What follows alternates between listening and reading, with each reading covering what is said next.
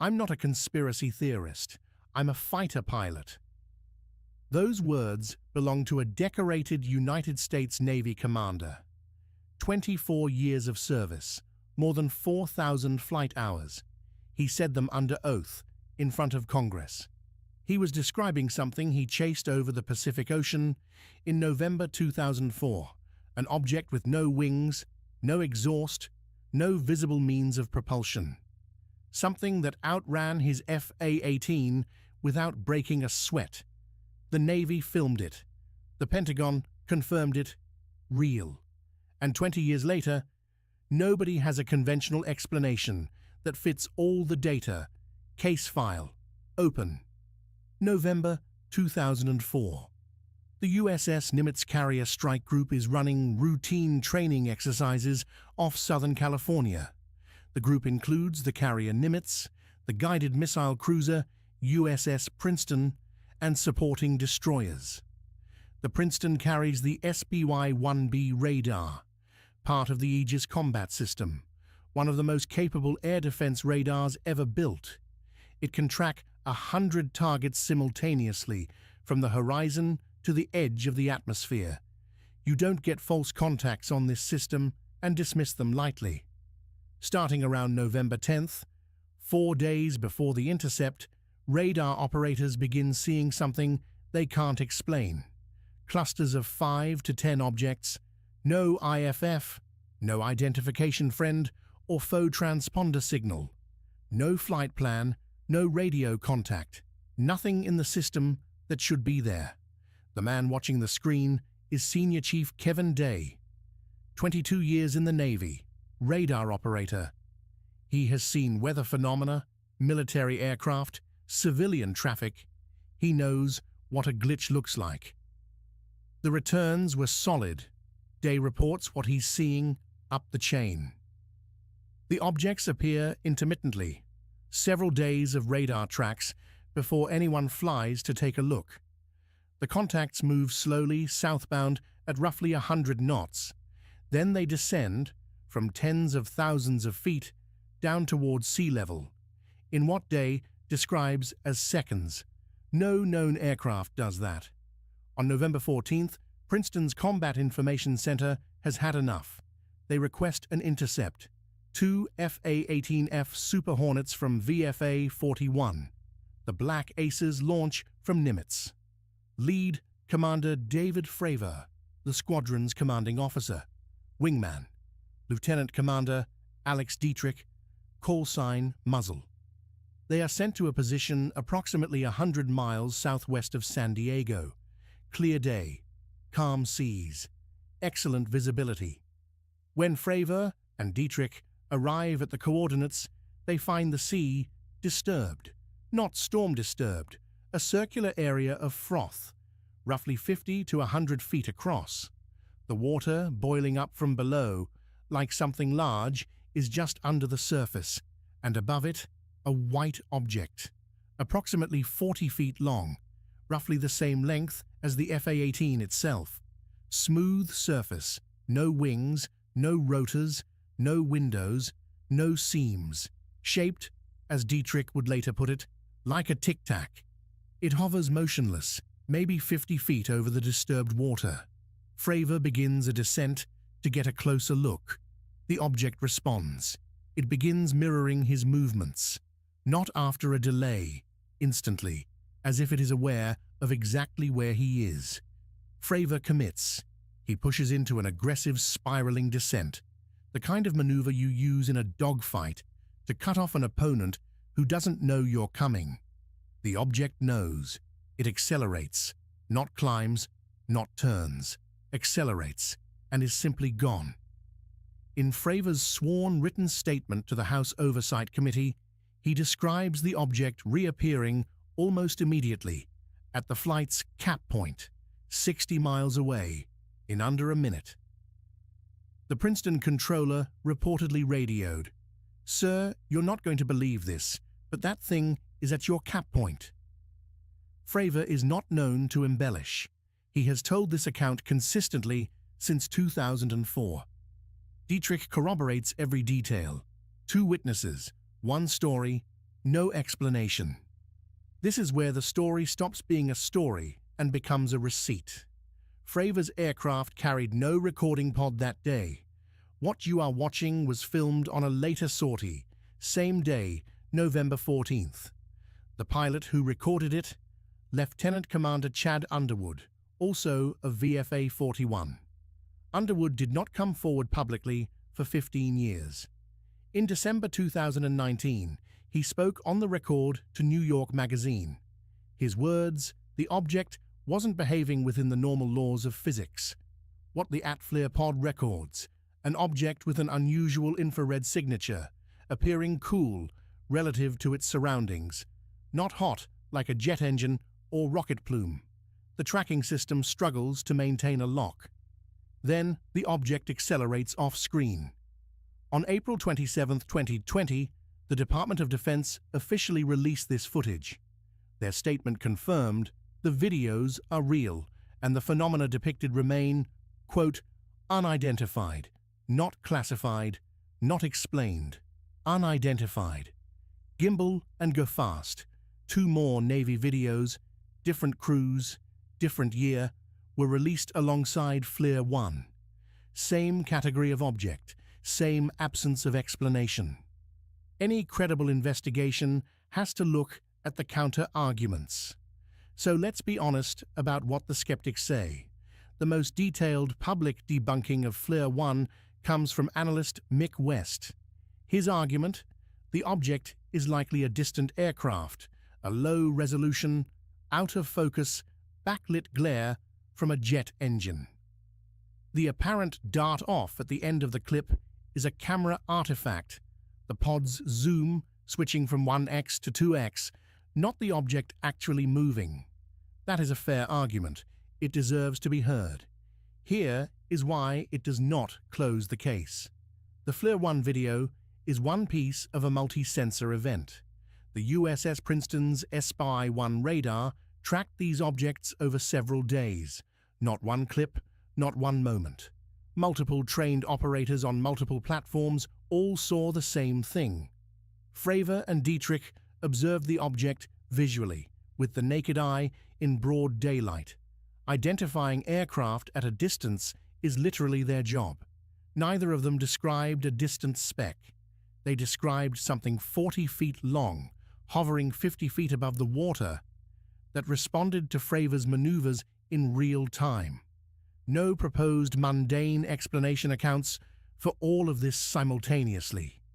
The multi-day radar returns, the visual encounter at close range, and the video. The skeptical arguments are worth knowing. They do not explain the full record. The Nimitz encounter did not become public until December 16, 2017. That day, the New York Times published an investigation revealing AATIP, the Advanced Aerospace Threat Identification Program, a classified Pentagon effort that ran from 2007 to 2012, funded at roughly $22 million. The FLIR 1 gimbal and Go Fast videos leaked alongside that story. The Defense Department confirmed and officially released them 3 years later. In June 2021, the Office of the Director of National Intelligence published a preliminary UAP assessment covering 144 military reports dating back to November 2004. The report did not name individual cases. Its conclusion: the majority of those reports could not be explained with available data. July 26, 2023. The House Oversight Subcommittee on National Security held a historic public hearing. 3 witnesses, under oath. Commander David Fravor, the Nimitz intercept pilot, 20 years after the fact. Ryan Graves, an active FA-18 pilot, reporting near-daily UAP encounters by Navy aviators. David Grush, a former intelligence officer making extraordinary claims about classified programs. We are not here to adjudicate Grush's claims today. What matters for this case? Fravor repeated everything, every detail, under penalty of law, before the United States Congress. One thread we flag for transparency. Multiple witnesses, including Gary Voorhis, an Aegis technician aboard Princeton, and Senior Chief Day, have claimed that after the encounter, unidentified personnel arrived by helicopter and collected radar recordings, hard drives, and communications logs. This is disputed by other shipmates. There is no documentary confirmation. We are not claiming it happened. We are telling you it is claimed, and it has never been explained. Here is where the file stands. Confirmed. Multiple military radar operators tracked anomalous contacts over several days before November 14th.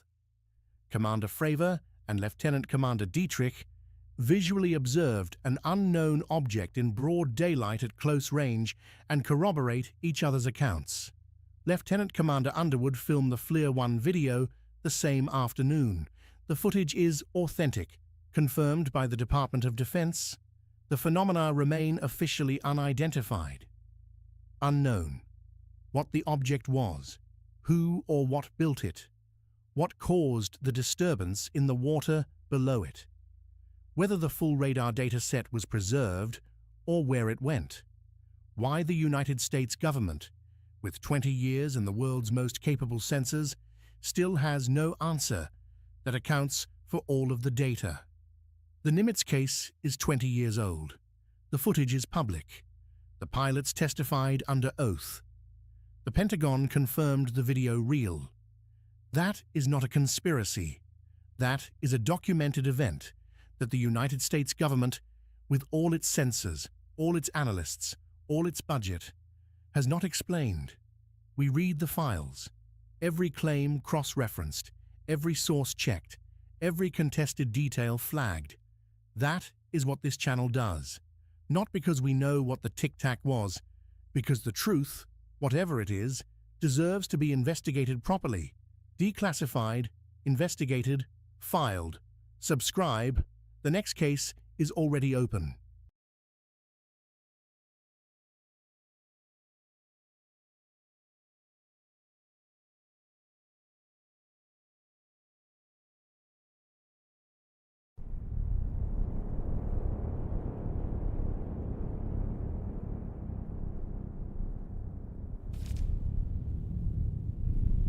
The UAP Harold, case file 002, the Phoenix Lights. I'm a pilot. I know just about every machine that flies. It was enormous, and it did not look like any aircraft I had ever seen. Those are the words of the governor of Arizona. He spent 10 years deflecting, and then admitted he saw it too. On one night, in March 1997, something crossed 300 miles of Arizona sky. Tens of thousands of people looked up and saw the same thing. The government said they were flares. The governor never believed it. Case file. Open. March 13th, 1997. Clear desert night. Just before 7 p.m., the first calls come in from Henderson, Nevada. A formation of lights arranged in a V, moving slowly south. Over the next 2.5 hours, the same object is reported city by city, tracking straight down the state. Kingman, then Prescott, then toward Phoenix. Hundreds of miles. One consistent line. Witnesses describe a single, enormous craft, a V or a shallow triangle, 5 to 7 amber lights along the leading edges. Size estimates run from a few thousand feet to 1 or 2 miles across, and let's be honest about that. Those are eyewitness guesses at night, and people are bad at judging size in the dark. But the descriptions agree on what matters. It was huge, it was silent, and it moved with slow, deliberate purpose. Around 8:30, it reaches Phoenix, the 6th largest city in America, and for 10 to 15 minutes, thousands of people in their yards and on their rooftops watch it pass overhead. One man said it blocked out the stars as it went over. This is what sets the Phoenix Lights apart from almost every UFO case in history. It isn't one person, it's a city. Phoenix Police and the Arizona Highway Patrol logged hundreds of calls. Some of the officers taking those calls walked outside and saw it for themselves. The witnesses included pilots, police, and trained observers. Dr. Paul Scowen, a professional astronomer at Arizona State, watched it from his own backyard, a man whose entire career is identifying lights in the sky. He called it slow, steady, and purposeful. He did not think it was flares. And then there is the governor. At the time, Fife Symington made a joke of it, a press conference, an aide in an alien costume. 10 years later, he explained why. He was trying not to start a panic, because he had seen it too. I witnessed a massive delta-shaped craft silently navigate over the valley. It was dramatic, and it couldn't have been flares. A former Air Force officer and lifelong pilot, telling the public he watched a massive silent craft cross the city he governed. So what does the government say? At first, nothing. Luke Air Force Base and Nellis both said no military aircraft were in the area.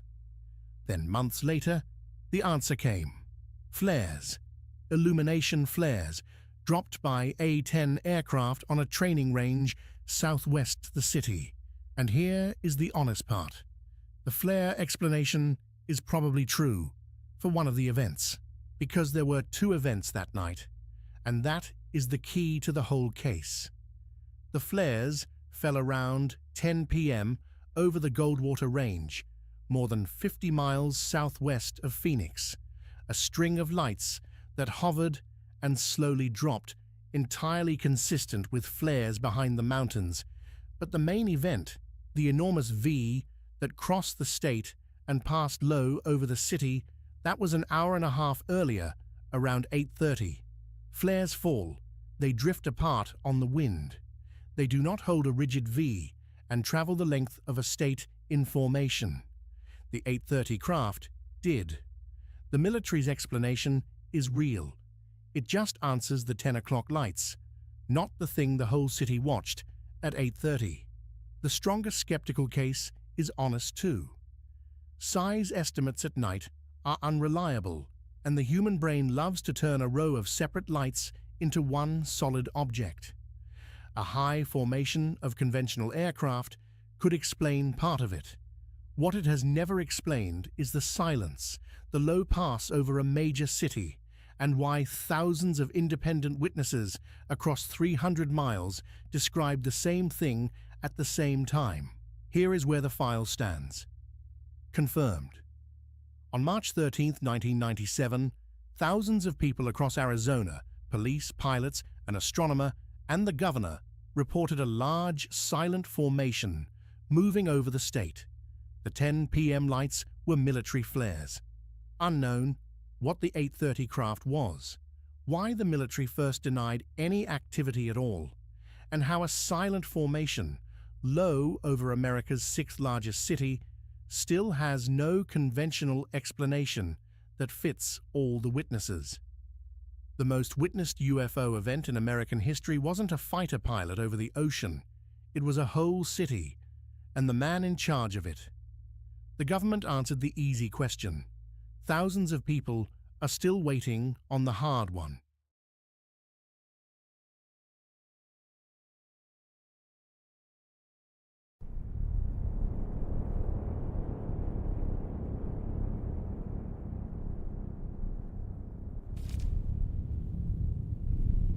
The UAP Harold, case file 003, Skinwalker Ranch.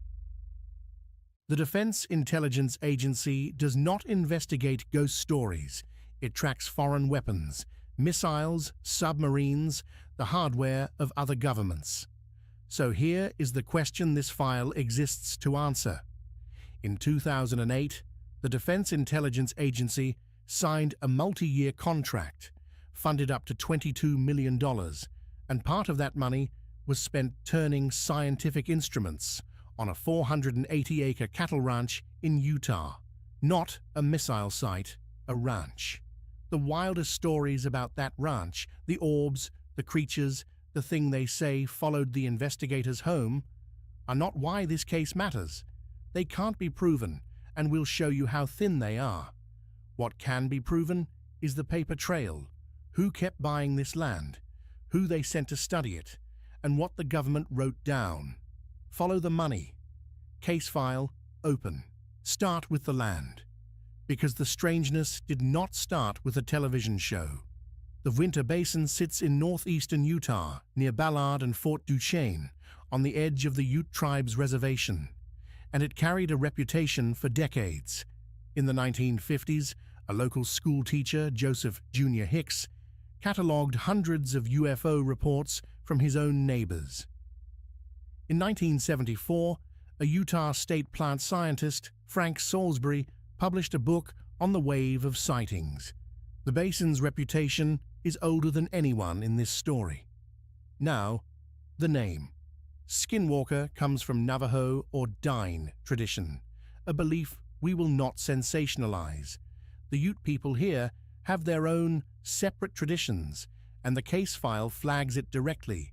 Describing ranch phenomena in those terms borrows a Navajo concept across tribal lines. We report the law as record, not as one nation's belief presented as another's, and not as an explanation. The modern story begins in 1994. A cattle family, Terry and Gwen Sherman, buy the property for around $200,000. In the 2005 book that made the ranch famous, they're given a pseudonym, the Gormans, same family, and almost immediately, by their own account, things go wrong. We've seen lights. We've had cattle mutilated. 3 dogs disappeared in a single night. I'm not a believer in this stuff, but I can't explain what's been happening on this place. The Shermans reported cattle found dead with surgical, bloodless cuts, lights and craft over the pasture. The most extreme account, and this rests entirely on the family's testimony with no physical evidence, was a large, wolf-like animal that, they said, took rifle rounds at close range and walked away. That cannot be verified. One family, one book. We tell it the way it exists in the record, as a claim. Here is what is not a claim. Within 2 years, in 1996, the Shermans sold for roughly what they paid. Break even. Whatever happened out there, they didn't stay, and for fairness, owners before them reportedly lived on that land for decades and reported nothing. The buyer in 1996 was not another rancher. It was a billionaire. Robert Bigelow made his fortune in real estate and aerospace. A year earlier, he had founded a research group, the National Institute for Discovery Science, NIDS, to study exactly these reports. He bought the ranch and turned it into what he called a natural laboratory. This is the part both sides have to reckon with. Bigelow put real scientists on that land. The biochemist Colum Kelleher, the physicists Hal Puthoff and Eric Davis, the retired Colonel John Alexander, the journalist George Knapp. They installed cameras and sensors and watched the ranch for the better part of 8 years. And here is the result that matters most, from the lead scientist himself. We managed to obtain very little physical evidence of anomalous phenomena. 8 years, real instruments, and by their own admission, very little hard evidence. The team's explanation was that whatever they faced behaved like a precognitive sentient phenomenon, something aware of being watched, that stopped performing whenever the cameras were ready. Be honest about what that is. It's a hypothesis, and a convenient one because it turns the absence of evidence into evidence. A camera catching nothing is a null result. Calling it proof of a clever intelligence is a choice, not a finding. But by the mid-2000s, the private laboratory was about to get a federal client, because the people who staffed it were about to bring the United States government to Utah. This is the documented core of the case. Everything here is a contract, an appropriation, or a released government document. In 2007 and 2008, Senator Harry Reid of Nevada, a friend of Bigelow's, pushed for a federal program to study advanced aerospace threats and unexplained phenomena, backed by two of the Senate's most powerful appropriators, Daniel Inouye and Ted Stevens. The money went quietly into the defense budget. The program was called AAWSRP, and this is the single most important correction in this episode, so we'll say it carefully. The Defense Intelligence Agency solicited bids in August 2008. The contract went to Bigelow's company, BAS, funded up to $22 million, but that figure was a ceiling for the entire program. A program about wormholes, exotic propulsion, advanced materials. Only around $10 million was ever dispersed before the funding lapsed, and the ranch was one piece of it, not the whole. So when you hear the government spent $22 million on Skinwalker Ranch, that's wrong twice over. Up to $22 million for a broad program, about $10 million spent, only part of it ever touching the ranch. What the program produced is real and public. AWSAP commissioned 38 technical papers, defense intelligence reference documents, with titles like Traversable Wormholes, Stargates, and Negative Energy. 37 have been publicly released through the DIA and the archive site The Black Vault. One, by Dr. Kit Green, catalogued reported injuries near these phenomena. Be precise. The document is real. The injuries are reports, and the paper does not prove what caused them. The program's DIA manager was Dr. James Lakatsky. In his own book, he described a first-person experience at the ranch that he says changed his mind. His personal account in his own words. I had come to Utah a skeptic. I did not leave as one. By around 2010 to 2012, the program wound down. Why is disputed, one account, says the Defense Department grew uneasy with where the work was heading. Another, that it lost its congressional protection when Reed's influence waned. Both sit in the record. One more government line, stated carefully. In March 2024, the Pentagon's UAP office, ARO, released a historical report on these programs. Per analysis of that report, it acknowledges the AWSAP effort included reviews extending to reported paranormal activity at a property in Utah, beyond the contract's stated purpose. We are paraphrasing deliberately because we will not put a quotation on screen we cannot verify word for word, but a federal agency on the record acknowledged the program's reach. And the one document we flag hardest. In 2019, a memo surfaced, attributed to the physicist Eric Davis, describing an alleged conversation about recovered materials not made on this Earth, the Wilson-Davis memo. Its authenticity has never been confirmed or denied. We are telling you it exists, and telling you out loud its authenticity is disputed. Now the strangest claim in the file. And we'll treat it with more skepticism than anyone, because that's what it deserves. It's called the hitchhiker effect. The idea, as told by program insiders, whatever is on that ranch doesn't stay there. It attaches to investigators and follows them home, to families hundreds of miles away in Virginia, Maryland, Oregon, where the same disturbances begin. An extraordinary claim. So let's count the evidence. In the source material, the hitchhiker effect is mentioned 26 times. Every mention traces to anonymous, pseudonymous witnesses. 20 of the 26 trace to a single book, and exactly one is a primary witness independent of that book, Robert Bigelow himself, in a 2021 interview. It followed people home. It attached itself to certain individuals and their families. That's the part nobody wants to talk about. That is the high watermark of the evidence. One man on the record. Everything else is a pseudonym in a book. There's a medical version too, that investigators and families develop serious illnesses they blame on exposure. Separate two things. The diagnoses may be real, The claim a ranch caused them is unestablished, called a statistically impossible cluster, with no published statistics behind the word impossible. So here's the scorecard for the wildest thing in this file. 26 mentions, 1 independent witness, 20 from 1 book, 0 physical evidence. We're not saying it didn't happen, we're showing you exactly how little weight the record can bear. We give the skeptics the floor, because here they have a strong one: the orbs. The analyst Mick West examined the footage and offered an ordinary answer: sunlit spider silk and insects near the lens, read by the eye as a glowing object at a distance. Not a portal, a bug, lit up. The radiation.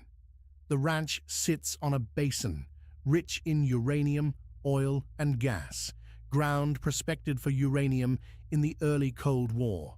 Elevated readings are what that geology produces. The creature, a pterodactyl in the dark, prosaic candidate, a great horned owl. The same way a row of lights becomes one craft. A big bird becomes a monster.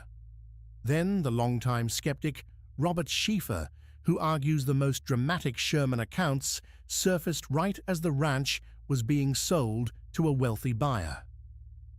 We present that as his argument, not a finding.